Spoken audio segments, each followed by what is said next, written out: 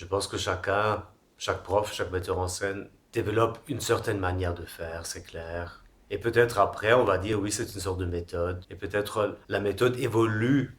Bon, si on appelle une manière de faire une méthode, par exemple, pour moi, avec les années, le travail sur la respiration est devenu de plus en plus important dans le travail de l'acteur. Au début, ça n'avait pas cette place-là.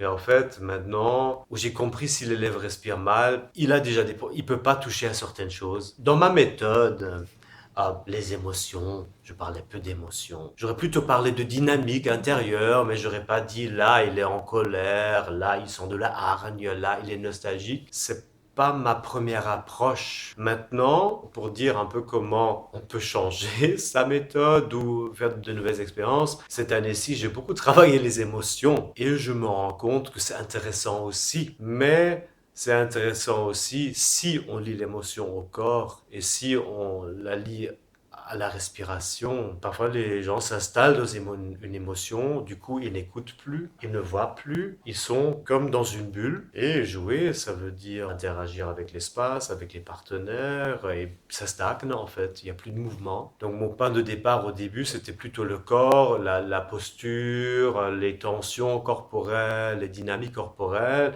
Évidemment, une émotion, un état est lié à ça. L'autre méthode, ou l'autre manière de faire, par exemple, quand je travaille sur un texte par exemple de Shakespeare, j'ai compris en fait si l'acteur pense ce qu'il dit, et si le corps est disponible, et donc aussi les émotions sont disponibles, le corps et les émotions viennent automatiquement.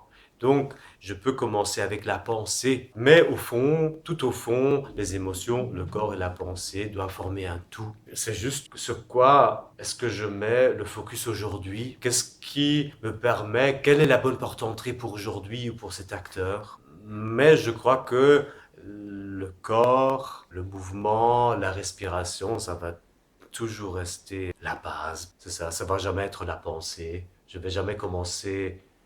Non, j'ai déjà fait. Mais en fait, ça va pas être le début quotidien d'une après-midi de travail qu'on va penser, qu'on va d'abord discuter, réfléchir. Non, c'est plutôt pas ça avec moi. Et normalement, on va pas commencer l'après-midi de travail en allant complètement dans les émotions. Non, normalement, c'est se connecter avec son corps, sa respiration, sa voix. Normalement, ça va être ça. Parce que j'ai l'impression, tout au fond, ça marche le mieux. Je pense quelqu'un qui a les épaules complètement tendues, qui a le ventre qui est complètement crispé, il aura du mal à bien jouer. Les sens, qui n'arrive pas à regarder, à voir, qui n'entend pas. Donc, parce que bon, le travail sur les sens, c'est un travail corporel aussi. Quand je regarde, ça a un impact sur mon corps. Quand je vois vraiment la pièce où je suis, quand j'entends vraiment bien, ça organise déjà mon corps autrement. Quand je sens avec mes ischions, avec mon bassin, la chaise, le tabouret où je suis assis, ça me donne une orientation pour mon jeu.